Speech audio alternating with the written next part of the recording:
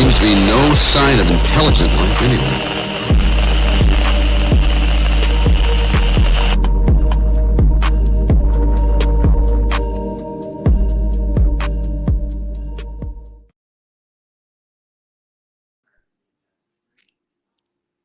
What's up? What's up? Can y'all hear me? Yeah, I got you. Okay, so we have a special show tonight. Everybody loves history and anything from any kind of sports. You know, bare knuckles becoming massive, and but bare knuckles been around for hundreds of years. And we have Mr. Scott Burks on, and we have MMAcoin Jay right beside me up here. And Mr. Scott, we just want you to tell us some really cool history tonight about the Police Gazette. Well, how are you guys doing? And what's the weather where you are? Up here, we had 9 degrees today. It was actually degrees here. You know what's crazy? We're right around in the low 30s, but last week we hit like 19 and we got 9 inches of snow. It was 78 one day and then it went down like that. And it was unreal. Wow. Yeah, well, I'm coming to you from my home in Scioto, New York. That's about an hour and a half south of Buffalo. And I'm 20 minutes away from Belfast, which we've nicknamed Knuckletown, USA. And it's stuck. And if you haven't been there, if your followers haven't been there, they got to come. And I got to give them a tour of the Hall of Fame and the Police Gazette. Now, the Hall of Fame is where John L. Sullivan trained in 1889 for his famous fight. Boys, that fight went 2 hours and 16 minutes outside in 104-degree weather. Oh my goodness, and went 75 rounds. That's some heart there. That's hard. Now, in 1889, he won $20,000 and the Police Gazette belt. Oh, that's some good money then. Okay, I can see that. Not bad. He gave a lot of it away. But the reason he came to Belfast, and I got to tell you, Belfast is a little blink of a town. We have a public high school that's in one building, K through 12, and we graduate 22 kids a year. And we don't even have a traffic light. But we've got the jewel of everything. And the reason it's here is because Muldoon was John L. Sullivan's trainer. And he came from Belfast. William Muldoon was the heralded, undefeated Greco-Roman wrestler of the time. And he was the first one ever, guys, to think that the physical culture meant something. Anybody else, back then they would just go out and lift some weights and do whatever and beat the hell out of people, and that's the way they trained. But he thought, there's something to the way that people train that is important. He saw his opportunity to step in and help Sullivan try to regain his title, because a lot of people don't realize that he was the American champion, then stripped of his title by my predecessor, Richard K. Fox. There's only been 2 of us ever in charge of the Police Gazette because it was dormant for many years. So he stripped Sullivan from the American belt, added diamonds to it, and then named Jake Kilrain as the world champion. So actually, this heralded fight was not him winning the championship. He did not go in as the fighter, I should say, the champion, I should say. He went in as the challenger, and a lot of people don't realize that. And he was a 5-1 underdog, and when he took his robe off, betting evened up quite quickly. And although Kilrain drew first blood, in the end, it was Sullivan that won. The doctor stepped in and said, if we send Kilrain back in, his head is going to come off his shoulders. The place went wild. It was all illegal. It's always been illegal. People say, well, this is the first legal one since 18. No. It's always been illegal, always against the law until just a few years ago when BKFC went and locally and went to all those different states. And then those commissions, actually, a lot of those commissions called me, too, because they wanted to know about someone who's independent, their opinion on the safety and all of that. But anyway, to go back to Muldoon, he said, let me take him Johnny to my farm in little old Belfast, New York, where I grew up, and I will train him. And if he wins, I get $10,000. And if he loses, I will take nothing. He saw the opportunity. So he trained him, and Sullivan won. And then Muldoon went on, guys, to train President Taft, President Roosevelt, Harry Houdini. He went down to Purchase, New York, and started his own health farm. He became the first commissioner in New York State of boxing and actually saved boxing back in 1921 to 24. That's pretty cool there. Isn't that something? And then that's crazy. So here I grow up, and my mom is the #1 genealogist in the whole area. And when I was 9, she said, I want to take you over to Belfast next door and show you some history. So she took me over there, and I actually got a tour from Pat Patterson, who was 9 years old when Sullivan was here. And he related stories to me of when Sullivan was here and what he used to do with Sullivan. So I actually shook the hand of John L. Sullivan. As a little boy, he was put in the back of a wagon and told to throw pebbles at Sullivan as he was being pulled through town, chained to the back of the horse and buggy. Now, why do you think that he would do that? Any guesses? Make him stronger. If you're running right now behind a wagon and I'm sitting in the back of it with a bucket of pebbles and I'm throwing them lightly at your head, what's your head doing to avoid them? It dodges. You're bobbing left and right while you're moving. He went from 260 pounds down to 190 pounds in 6 weeks here. He came in just 6 months earlier on crutches. He couldn't even walk due to alcoholism. And Muldoon pulled him back up out of that, got him the tip-top shape of his life, and the fight was legendary. It happened in Richburg, Mississippi, which we now call Hattiesburg. I've been to the site. I've also been to the site right there in Mississippi City, only 3 miles from the Coliseum, where he beat Patty Ryan in 1882 in 9 rounds. It was such a famous fight, boys, that Jesse James and his brother Frank were there in disguise to watch it. Now that is really cool there. That's cool. So that's cool. We've had this dilapidated building in Belfast, New York, and people knew what it was, but the locals didn't really appreciate it that much. Think of any kind of attraction in your backyard that when you have friends over, family go, oh, we got to go there. And you never think twice about it. Well, this was in their backyard, but people kept wanting to see it. So after all these years, they came to me because it was dilapidated and they knew it. I liked unique things. And they said, Scott, would you save this building? I said, yeah, I'll save that building. I'll fix it up. They said, the only problem is you got to move it. I said, move it? I said, yeah, the way that Muldoon left it to the church, it had to be moved. So when you go through my website, you'll see where we had to cut it in half. We had 300 people there. We moved it all up. But boys, when we opened those doors up amongst the 14 cats, the ceiling that was down to your chin, the mud that was 14 inches on the floor, the end of the building that was down in the ground 22 inches, and all those cobwebs as you knocked them away was all of his equipment from 1889. That's pretty cool. That's cool. The shot put, the rings that he worked out on, the incorrectly called Indian clubs. They're really called swing clubs, a whole pile of them. And catch this. The chains from where he was chained down when he had too much to drink. His original punching bags.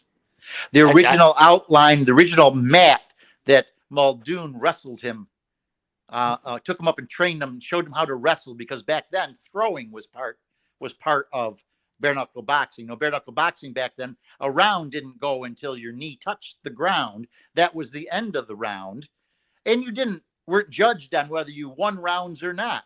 It's just the last man standing, and it got boring actually for fans to sit there for 2.5 hours and watch these two guys or whoever fight. Kilrain in the 1889 fight intentionally 9 times touched his knee to the ground within just a few seconds to get a break. So the promoters thought, what can we do to make boxing more interesting? What do the fans want? Oh, they want more knockouts. What can we do? What can we do? These guys don't want to throw and break their hands. Let's invent gloved fighting.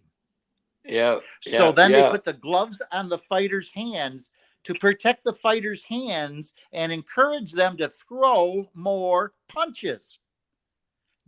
That's where it came from. Now, if we were to use today's rules, and I want you to know that, and a lot of people don't know this, is that in Mississippi, they go by Burt's rules of engagement. My rules.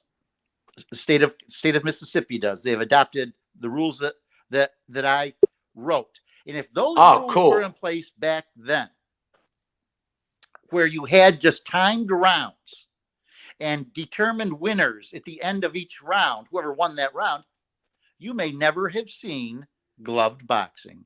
Gloved boxing was invented.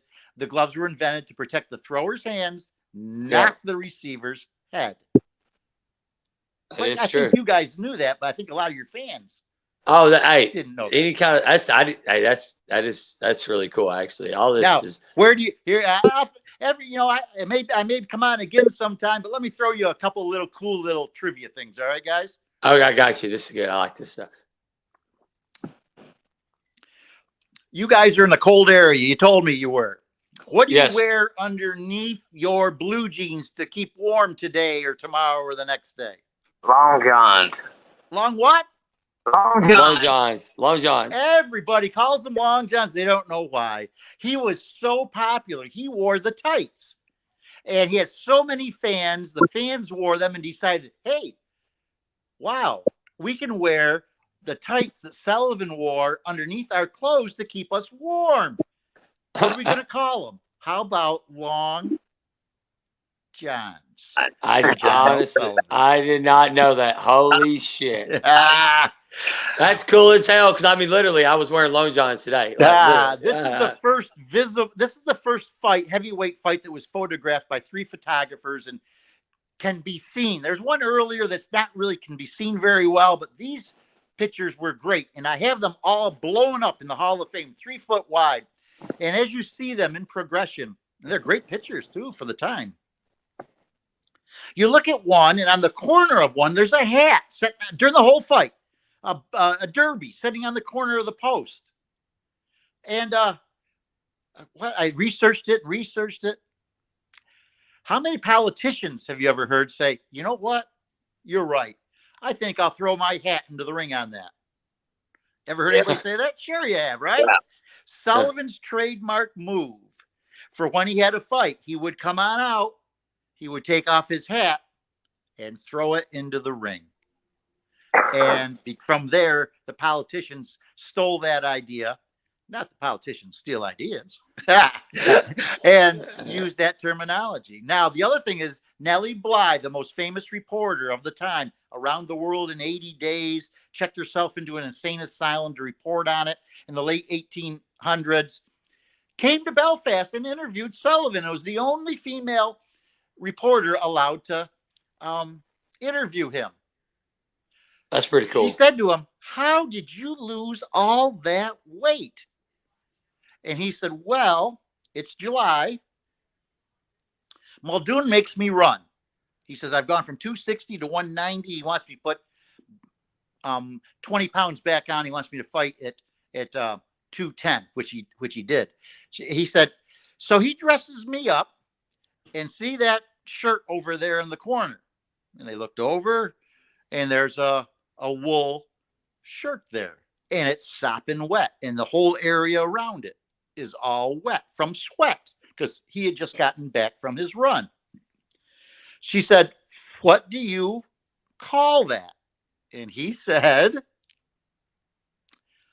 Billy, referring to William Muldoon, Billy makes me wear that because I sweat, and he calls it my sweater. And that is where the terminology sweater came from. No, that's really cool. I'll tell you what. John L was a cool guy, dude, man. I'll tell you what. You got to come up here and take a look. Walk through that. I've had Leon Spinks. Oh my gosh, I've had all kinds of Livingston Bramble, Charles Murray, Baby Joe Macy. Rob Ray from the Sabres has been here.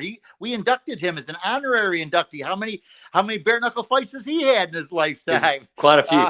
We have regular inductees, we have honorary inductees, and they all say there's nothing like walking in there. And fighters always say, "Oh my gosh, look at the goosebumps on my hand." Because I got pictures of Sullivan in there, and I can position you in the exact same position that he was in. People go, "Oh, it's just an empty barn." Oh, no.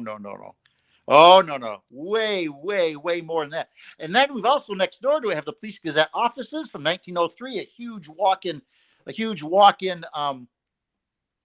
vault where we store the diamonds, the diamond belts. And then in another block, and there's only like 3 blocks in all of Belfast, but this is really cool, guys. And I want you to get in it when you come down. I've got Apollo Creed's original ring from Rocky II. I was waiting for you to announce that. I know. I've already seen that. You've seen the picture from Rocky II where it's all white behind him, and he's skipping rope, and his manager's leaning back. Yeah, right? That's it.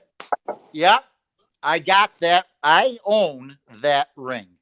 I told Jay, I said, "Jay, the Rocky ring's there." Now, I told him that's Jay. For some reason, Cody, I hear that you might be in yourself in the ring here one of these days. Oh yeah, we're gonna pop up in there, man. Jay, now, listen, we were talking. I've had 2 or 3 fighters here, and you will be allowed to train under the rules that Muldoon and Sullivan trained under. I will allow you to use Sullivan's original equipment. I'll cool. show you the path that he ran. You will be able to run the same path that he ran, chop wood like he did at the end, and as a special treat, I will take you up to the local blacksmith, which is actually still in William Muldoon's original home, and you will blacksmith the same way that Sullivan did to work different muscle groups. Sound pretty cool? That's cool as hell. Jay, that's in there, man. And I will also allow you something very special. I will allow you to sleep in the room that Sullivan slept in the Hall of Fame. Hey, that's it. Hey, Jay, that's all we talk about. Look, I love history is history, and people always say, "Well, is it important?" I think we're starting to show it's pretty damn important. And you need to learn history, and that's why I got a call from Russia. I've gotten calls from another group in England. I'm going to London this weekend. This weekend for a week. We have got the Trigon. We've got BKFC. I've got Ken Shamrock and Valor, because it's history. It ties modern to the old. And the unique thing about us is that we are not tied to any promotion. We've been here 140 years, and people forget that until we talk like this, and they go, "Oh my God, yeah, that's right here, and I can go visit that." You remember Burt Sugar with the big hat and the cigar? Yeah, I know what you're talking about. Do a lot of boxing, and he helped me turn this into a museum, gave me some guidance. And I said, "But Burt," I said, we don't even have a traffic light." He said, "Give it a couple of years, Scott, you'll have 2. That's right. Now I've got, and I know you don't want to go too long, but I've got a couple very, very special things I want to show you guys. Yeah, no, dead serious. And as I move around it, I'll pause, because not only for you guys, but for the fighters that are on it, this is the first time that they will see their name on it. So I will pause so that later you can take some still shots and send it to the fighters. Now, what am I talking about? The book. I'm in my home right now, which is a Victorian home from 1884, coincidentally the same year that the Hall of Fame barns were built. But I brought some things over here to show you guys today. I took it out of the vault. So shoot, the vault. Here we go. We got to see this. Not only do I have the diamond belts here that I've shown you, in the American belt, and today there was something on the internet about the Boston belt. No one knew what to call it. that Frank Stallone has. I've got one too. It's right here. I'll talk about that. In fact, I could talk about it now. I'll show it to you. I was called into the Smithsonian a year and a half ago to identify theirs as the expert on belts. The one they have looks similar to the reproduction I have and that Frank's got. And there's probably about 10 or 12 around. They're pretty expensive, but I needed to have one. But the ones they have was made in the early 1900s for the World's Fair to be on display. And I'll talk about that a little bit. But what I want to show you is every fighter you've seen, Lorenzo, all those folks that win my diamond belt, get their name on the 140-year-old trophy. The massive bare knuckle trophy reserved just for the diamond champions, and I've got it here. So I don't know how to turn my phone around, so I'm gonna we'll play, and you tell me whether you can see it or not. Okay? Yes, sir. Yes, sir. Yes, sir. Yes, sir. In my house, being old as it is, it's very dark, so I got a flashlight in case you can't see it. So let's see if I can get this tier turned around. Now this is 3 foot tall. I don't know if you can see that or not. Oh, yeah. Yeah. Oh, yeah. I see it now. That is the top, right? You tell me if you can't see it. I can Move see the camera just a little bit. There you go. To your left. This way? Yeah, that way. There you go. Okay. And Nice. then look at all the patina. And now look at bare knuckle. And down here, between his feet, let's see if I can get it. Move the camera. There we go. Those are the gloves right here. He's dropped his gloves. I don't know if you can see that or not. So can you turn the camera just a little bit, Scott? There you go. Okay, that looks good there. Can you see that? Yeah. All right. And they could be able to zoom in if they want to. You've got that's almost 40 inches tall, solid bronze. Got the gloves, got the fighter, got a ring down here, a 4-post ring. You know the history of the rings, don't you guys? Why it's called the history of it is it was called a ring because when you first started bare knuckle fighting, it was just a ring of people. That's it, the ring. And then it came to this 4-cornered, and that's called the squared circle because they squared the circle of people. So if you continue on with that, what we are using now in BKFC would actually technically be the circled square because they went around and switched it back. Of course, now you've got the trigon and all different kinds of shapes, and that's fine. Doesn't matter. But now here's what I want you to see. And each corner has got, I don't know, can you see that? I'm trying to line it up here. Each corner's got a fox's head on it. Guide me if you can't see it. You see that right there? Okay, I can see it. I moved it close. I can right? See it, yeah. We'll have to get you. Here, I'll put my finger on it. Send them to us. Get you take some pictures. Get you take some pictures, and we can. Yeah, I'll take some pictures. But what I want to show you. That's pretty cool. Now, can you see these? Can you see these shields? Yeah, I saw them when I was up close. I'm going to read them to you. Hattie Stewart, and I will take some stills and send them to you. Hattie Stewart, 1884. I put her on there. Back then, boys, they did not have. They complimented women, but they would not award them. My very first move was to move everybody to the right, and I added Hattie Stewart, 1884, as I promised all the women I would. Jax Dempsey, the middleweight, 1886. Jack McAuliffe, the lightweight, 1886. Jake Kilrain, 1887. John Havlin, a featherweight, 1888. Tommy Warren, a featherweight, 1888. Ike Weir, he's a featherweight, 1889. Then John L. Sullivan. Why the gap? Because all these other fighters happened that same year in between. Bobby Gunn, heavyweight champion, 2011. His official record being inducted into the Hall of Fame is 2 wins, 0 losses. And he was inducted because he was the first American, he was the first fighter to win a title legally in America. And that was in 2011. Then we jumped to 2013. Beck Rawlings, And now we go around the corner. And these are the guys. Well, the first one they've seen it. Joey Beltran, 2019. Now, here's the next one, boys. 1, 2, 3, 4, 5. They have never seen this before. Here's Luis Palomino's shield. Here is Dat Wynn's shield. Johnny Bedford's shield. Arnold Adams. And we come around here, and here we've got Lorenzo Hunt. And I will take individual pictures for you, but that is the first time anyone has ever seen badass. Those names on there. That's nice there. That's actually really, that's pretty cool there too. Now, and the other thing I want to show you, and then you can cut me off if you want. I'm sorry, I get so damn excited about this stuff, you're boys. good. But this is the other thing people have been wanting to see. These are the medallions, right? You guys know all about the medallions. Yes, sir. Right? Come from the original mold, 1850s. Each one is numbered on the back. And their names, I always say, goes into a leather book. Yep.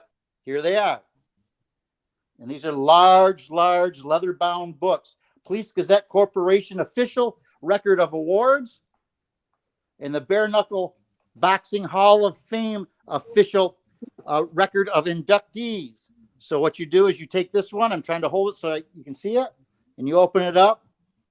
And there are all the names of all the fighters and all the numbers, all calligraphied for history to see. So now, basically, I mean, that's cool for the fact of anybody that, you ever fight, say 100 years from now. That's right. Logan's ever, it's intact. That's pretty cool because, I mean, each medal's logged in. I did not know that, actually. Yeah. That's really cool. They're all numbered, and there they are. This is a stack of. They're heavy, too. Show you here maybe next time if we've gone too far this time. Oh, no, you're cool. Yeah, you want to see? Okay. Oh, yeah, Lord, yeah, I want to see these belts. All right. We got that picture of that one belt we were talking about. All right. Well, the first belt here, I'm going to open it up. I'm going to set the phone down so I can turn it around. I wonder how much $20,000 would have been back in 1880 something. There you go, boys. when he said that, I've been thinking about that. I mean, think about it. Boston belt, okay? Okay, that's it. Whoa, that's the go. Okay. This is the one that was on the internet today, and I have my copy here. Originally, this was all diamonds, and Sullivan loved this belt, but he pried diamonds out of it to support his drinking habit. And the original has been long lost. He gave it to put on display in an antique shop and never knew what happened to it. They thought they had the original one at the Smithsonian. They called me in a year and a half ago, and I identified it as no. It was not. Now, this is nothing like, well, no, I take that back. These reproductions are not the quality of the one in the Smithsonian. And if you've ever been to the Smithsonian, guys, there's only 1% of everything upstairs. 99% of their entire collection is downstairs, and they gave me a 3-hour tour. But the one down there, they have this here. It's a real picture, and it is raised beveled glass. Let's see where make sure you can see where I'm pointing here. Yeah, right here. Was that real gold? People that don't know say, "Oh, gee, Sullivan must be him without his mustache." Come on, ask the historian. This is Sullivan. This is his manager of the time. Okay, yeah, why do people guess on social media and think that they're experts? You got, if I was gonna have my house plumbed, and I didn't know anything about plumbing, I'm going to ask the plumber. I'm not going to just guess and do it myself. I'm going to set this down. That's how people are. That's how people are. They do that. That's what people are sick. But no, I mean, hey, Chachi, pop that belt up. The belt he was just showing. Pop that one up that Frank Salone, Sylvester's brother, shared today on Facebook. Yeah, I met Frank up in Canastota. We always go up there every year. He seemed really nice, and wait a second. He'll pop it up. It's pretty cool. It looks really like when I saw this. Yeah, it's the same as the one I just showed you, except my lighting is not good where I am, and that one is lit up pretty good. That's not an original. That's a reproduction also. Hold on. I don't hear. Did he pop it up? Hey, Chachi, are you there, Chachi? Chachi. This is one you haven't seen in a while, guys. This is my American belt. I have 2 belts that I give out: an American Police Gazette belt and a World Police Gazette belt. But okay, that's okay. We're working on getting a belt, a Police Gazette Canadian belt, a Police Gazette American belt, a Police Gazette British belt, a Police Gazette Irish belt, and then each one of those. And when fighters get their belts, they get to keep them. But the overriding belt is the diamond belt. So here's my American belt. Let's see if you can see it. Oh, that's nice, actually. Now, is that coming to you upside down, guys? It's coming clear now. It's coming like fine. sideways. That's fine there. That's really nice, down? actually. No, that's good there. Okay, so you can see I've got the middle here, and we've got the original. You have for another day. I'll show you the original molds. But it's American Champion, red, white, and blue, and gold. And then as we move this up, that's cool. You can see, and these are not inexpensive belts. These are very expensive belts. Oh, they're heavy. I picked one up there. Those belts are heavy. They weigh almost 20 pounds. And here is the one that fighters will just really, really, really want to get their hands on, and they know it's immediate legacy because of everything I've shown you so far. The trophy that's around forever, the medallions with the numbers and the ledgers here in Knuckletown, USA. But here is the obvious one you've seen before, and this is the diamond belt. We like to say real silk, real sterling, real diamonds, and real history. And nothing compares to it. And they're heavy. Those are heavy. Yeah, they are. And then the last thing I want to show you is I'm going to walk you into here in my room, my front room. But those are heavy. Those are really heavy. And can you see the white statue, boys? Yes, I see that.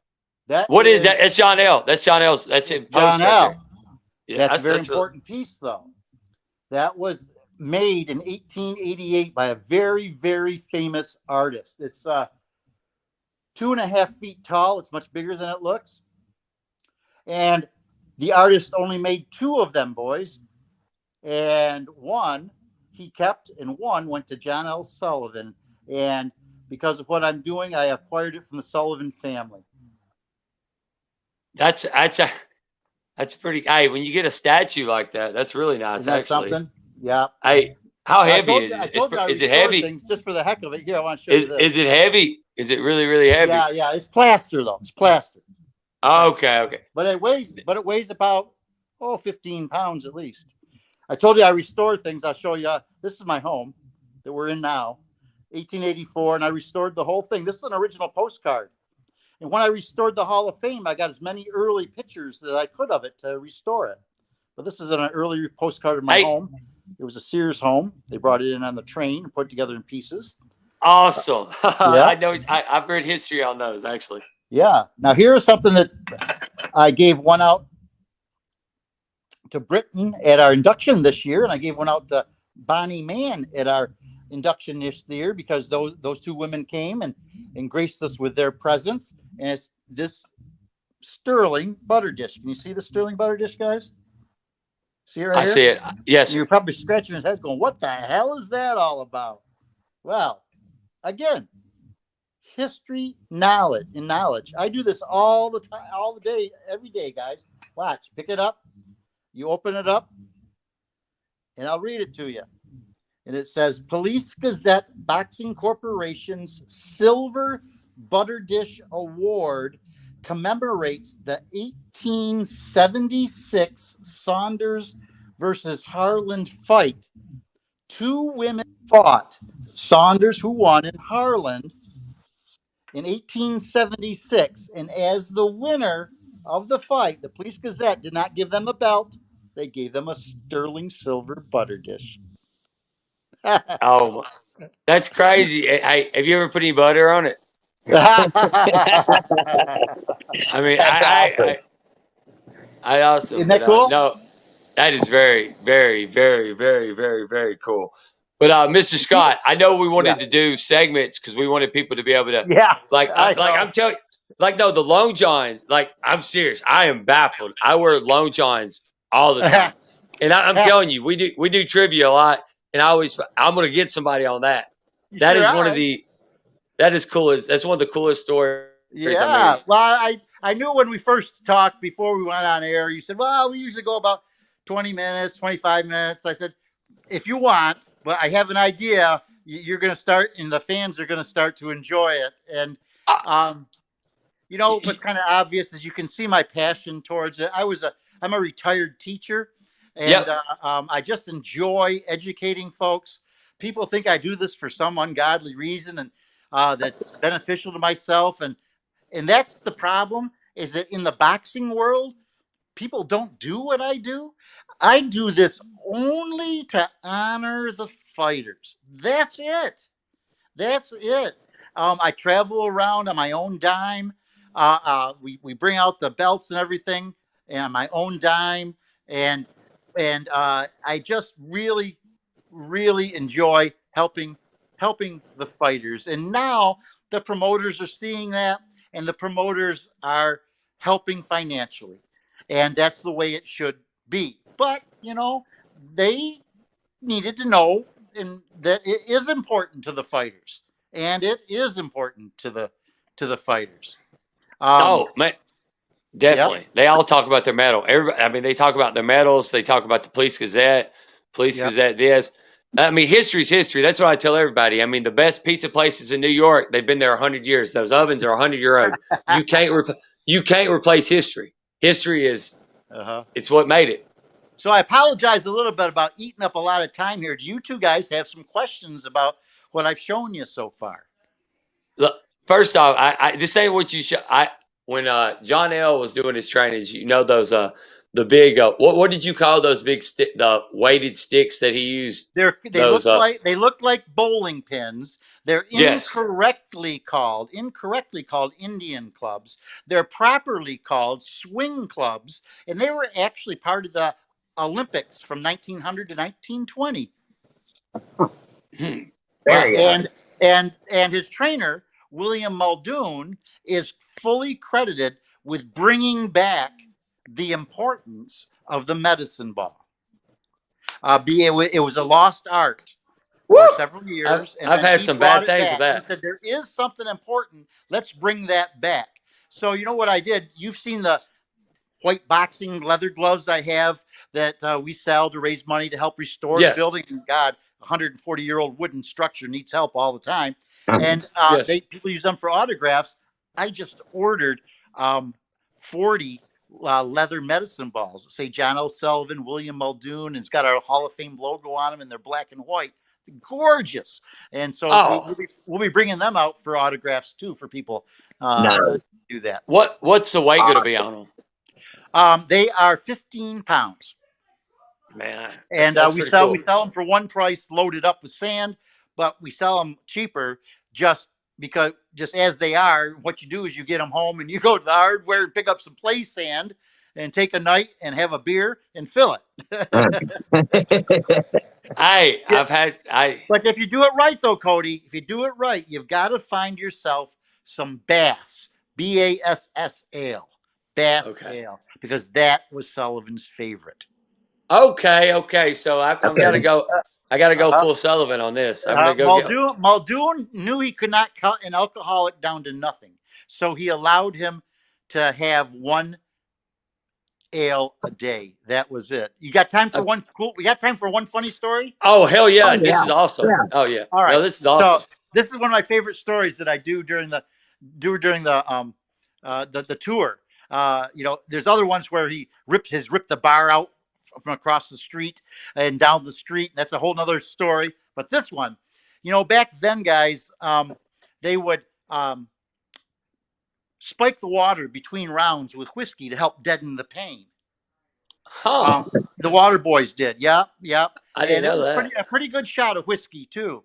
Well, Muldoon knew that he had gotten Sullivan off of alcohol and relying on it. So he told his corner, for this fight, do not spike his water. Don't spike it. They said, okay.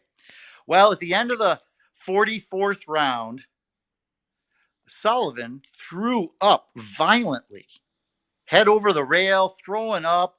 Kilrain called for the fight, said, "John, you're done. I win, right?" And he says, I won't say the words he said, but he said, "No, I'm not done." He was a little more strong than that. Yeah. Threw in a couple adjectives. And then and afterwards, come to find out, his corner decided he was in too much pain and spiked his water, and his body wasn't used to it, and Oh. threw up. Oh. So at the end, the reporters went up to the seconds in the corners and said, "Hey, weren't you afraid that Johnny was all done and that you had ruined him when you spiked his water at the end of the 44th?" And they said, "No, no. We know Johnny very, very well. He kept down the whiskey and threw up the water." Hey, I didn't even know the water thing like that. That's pretty cool, actually. It makes a lot of sense. Well, you are of the right attitude, Cody, and that is admitting that you don't know that stuff. Yeah. There's so many people on social media that will not admit any of that. They think they can read a half an article. I mean, this is what I do every single day. And then I'll get calls from people that say, "Oh, I'm related to John L. Sullivan. He was my great-great-great-grand." No, you weren't. I'm sorry. He only had one child, and the child passed away at an early age. Yeah. It is just, but you have the right attitude, and I can see in your mind that you're telling yourself, "I have to come to Belfast and walk through that Hall of Fame." And no, it's cool. I love history. History's like, and like that those sticks and all that. And I'll teach you the right way to do it. We've trained a couple fighters here, the Muldoon Burt method, where I've taken Muldoon's methods and altered them slightly, but not much. And we feed the same food, and you have to change clothes every time before you eat. Once you do eat, you cannot do anything for an hour and a half. Muldoon said the body had to absorb and digest before they could do anything else. And what I want you to do tomorrow morning, very simple, very simple. Muldoon would break Sullivan down and then build him back up the military way. That's the only way you could get a guy to listen to him. And imagine Mike Tyson doing this, right? You got to break him down and build him up. Tomorrow that's what morning, they say. Both of you, you and Jay, tomorrow morning, when you get dressed in the morning, after your shower or whatever, I don't want you to sit down on anything to get dressed. I want you to put your socks on, your underwear, your t-shirt, your shoes, everything, and do not sit on anything.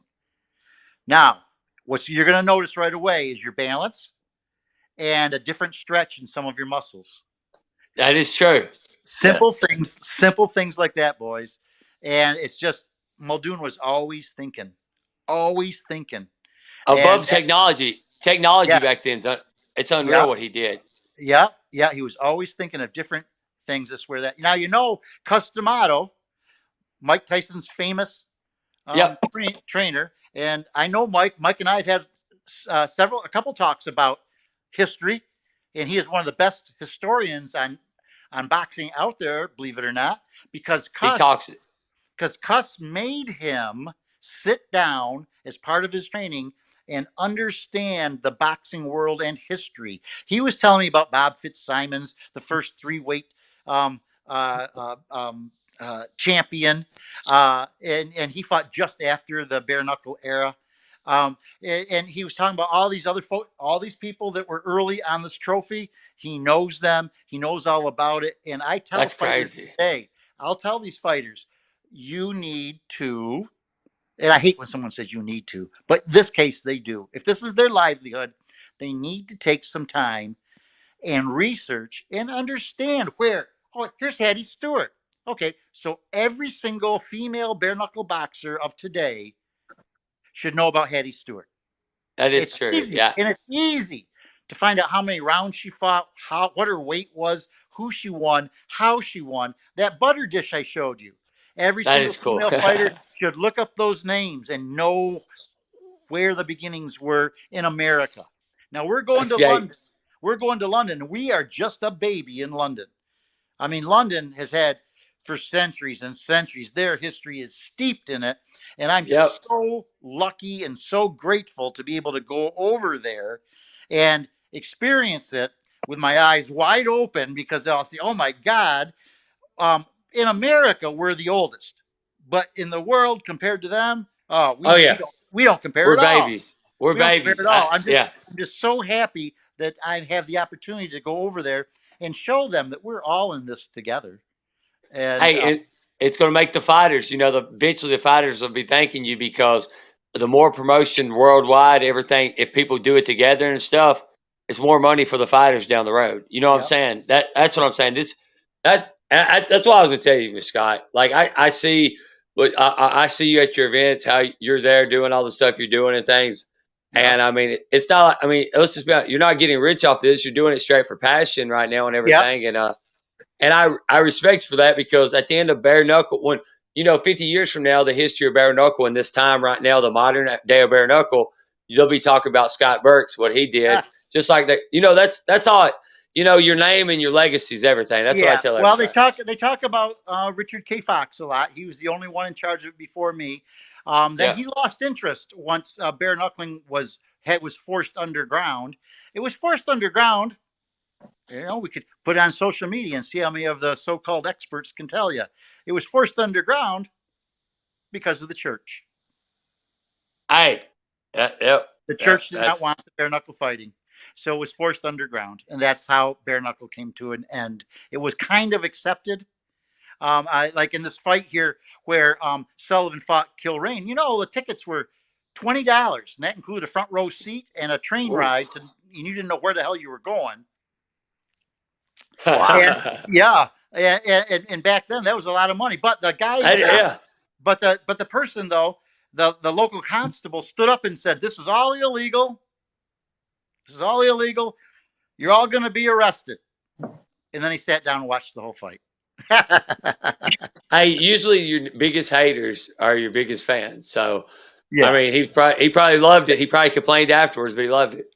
Oh, yeah. And then, of course, they did lock up Sullivan. Sullivan was locked up for a few days. Kilrain was locked up for 6 months. I guess it pays to win, doesn't it? You making $20K back in the 1800s? Oh man, that's pretty. I don't know what it's worth. It's been baffling me since you said that. I'm thinking in my head. I'm like, okay, $20K now. If a fighter, you ask these bare knuckle fighters, they're oh shit, yeah, right now. But back then, $20K, what is that? Probably like a couple 100,000 or something back then. Oh, way more than that. About $1 million. About $1 million. But he took half of it, boys. He took half of it in New York City and went up on top of one of the tall buildings and threw it off the edge to his fans below.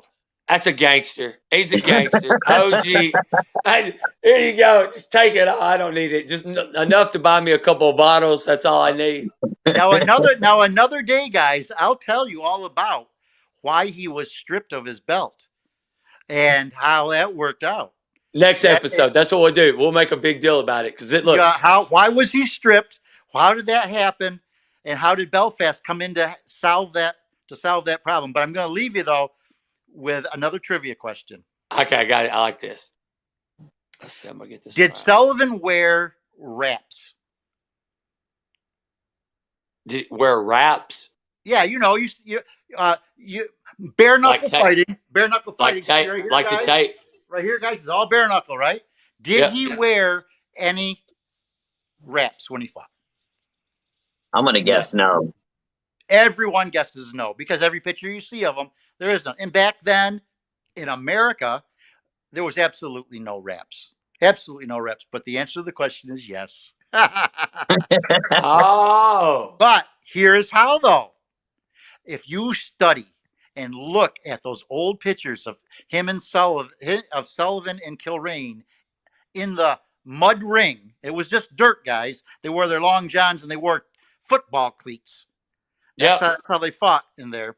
But you look at bending over on top of Kilrain when Kilrain is down, you will see just above the top waist of his long johns or his tights, you will see something sticking out all the way around his belly. The wrap that they wore back then lasted only about 4 to 5 rounds. They would wrap from the belly button to their groin as tight as they could and cover it with wraps and cover it with plaster to try to. They felt the support there helped them, and then they pulled their long johns up over it. So the answer to the question: did Sullivan wear wraps? Yes. Did he wear them on his hands, wrists? No, never. But he wore them. Hey, that rap sounds important. That kind of sounds like it was kind of like his own little cup a little bit. Kind of sound like, Yeah. Like it didn't go down it didn't go down that far. It went for only about 4 inches from the bottom of the belly button down. Kind of like what the fighters are wearing today. That are thicker. But that's really cool. Actually, that's technology back then. Technology, every generation. Yeah. But the next time we talk too, I'll also tell you about Sullivan's when he trained here and went into the river and cut his leg badly and the fight almost never happened. How he almost died. About the stained glass windows in Belfast that he donated. How he used to go down and have dinner with the church ladies. All that kind of stuff. And another segment. He sound like a cool OG. Like throwing money off, going to eat dinner with women at churches, fighting people, tied to the bed. He's got a daggone good story to his life. I'm going to tell you right now. Hated training. Hated training. Loved people. And in the end of his career, again, when people post things, this and that, he was a teetotaler. And spoke against drinking and never drank the last few years of his life. Actually, that's cool. He was a temperance man. It was too late back then, though, to save him. The alcohol had ravaged his body already. Remember when I told you he was on crutches before he came here? He was only 31. The doctor had told him to go see his father and say goodbye to him because he's not going to live another year. And that's when Muldoon stepped in. That's pretty cool, actually. Wow. So around 31. Okay. So I know you guys see me. I know you guys see me at the Trigon and at BKFC and all those things. And I'm the guy that's smiling with the stupid suits and the shoes and got the belt there that means something. Well, thanks for inviting me to come on because now you can see that the history and doing something for our fighters is my passion. And I do it for no other reason other than to honor fighters who for centuries and centuries have put their life on the line and always seem to have played second fiddle. Mr. Scott, you going over to England, that's mad respect, that's dedication, and all the stuff that y'all got going. And like I said, there's a lot of big fights coming up at BYB with the police and all that things. And we're going to have... Look. You got Josh Burns versus Mark Godbeer for the inaugural, the first ever super heavyweight police Gazette. Oh my God. Jay, I heard you were instrumental in helping out and make that happen. I'm telling you, there's a lot of pluses for that. And it shows that people are willing to come together for the sake of a sport and do whatever they have to. On my end in particular, the invention of the super heavyweight division was done purely for safety. I don't want to see a 290-pound fighter fighting a 225-pound for a heavyweight title. That is true. I don't want to see that because even if they are qualified and veterans, if something goes wrong, it's very obvious that it shouldn't have happened. That's a big difference. In hindsight. So I like the super heavyweight. I do not like these guys having to cut weight, drying out their brain. And then that's where the damage comes. Is because now it's a dry brain that's getting hit. We don't want that. And on a side note, if you ever see an old-time fighter who has a little bit of trouble speaking, he was never a bare knuckler. Bare knucklers never suffered that kind of repetitive abuse. See, with gloves, that padding, you're hit over and over and over and over again because the guy he's not going to worry about breaking his hand. Well, it's protecting your hands. That's what it's doing. Right. It's not your head. It's not with protecting your head. Bare knuckle, they're waiting for the one or two. Of course, we've all seen the pummelings, but the referee stops it right away. And then with gloves, you're like, did he have enough? Did he not have enough? Is he done? Let's go again. Done? You know, and it's just, I've never seen, and I know a lot of old time bare knucklers. Every single one of them can speak very nicely. And so I'm number one, I'm for safety. Number two, I'm for honoring the fighters who entertain us. And you know, they've said it, I've said it, you know it, everybody knows it. Purses, money comes, money goes. Sullivan was the first ever athlete to make $1 million. He was also the first ever athlete to declare bankruptcy. But why are we talking about him? Because of his titles, his belt. Legacy. Right. And every fighter you talk to now says, money comes, money goes, but that diamond belt, because you guys know, I don't take those diamond belts back. And they are expensive. You win a diamond belt from the Police Gazette, it is yours. I did not. That's fucking awesome, Scott. See, oh my God, why is anybody look? Why you got any haters, man? That's what I was saying, dude. I would tell you right now, Scott. You got to have a few, or else you're not successful. That's a big. I picked that belt up, Scott. That ain't a cheap belt. That's nice. That diamonds and sterling and silk. I was talking to Joe Riggs in Montana. We were sitting down having a nice conversation.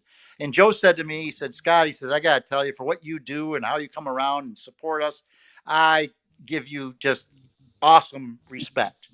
And then a couple minutes later, we were talking about the belt. And I told him that, well, you know, up to this point, I've paid for every single belt out of my own pocket just for you guys.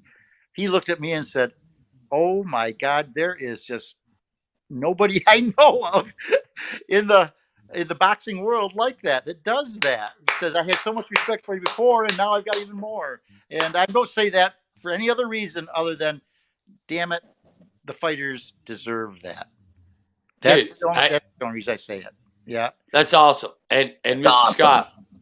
Mr. Scott, what we'll do, Chachi, the way we'll end it today, we always end it with our famous clap. So we'll end it on that. Wait, but listen, hey, Scott, I wanted to thank you for coming on tonight. Yeah. We're gonna upload it. We'll upload it Monday night. It'll come on prime time.